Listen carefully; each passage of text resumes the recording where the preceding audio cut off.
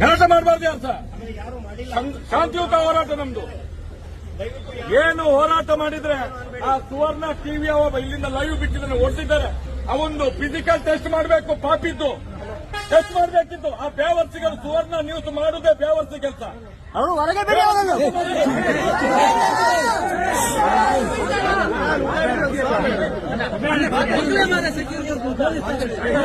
TV ಅವರು ಮಾಡುವಂತ ಬೇವರ್ಸಿ ಕೆಲಸ ತಲೆಗೆ ಬಂದದ್ದು ಬೇಕಂತ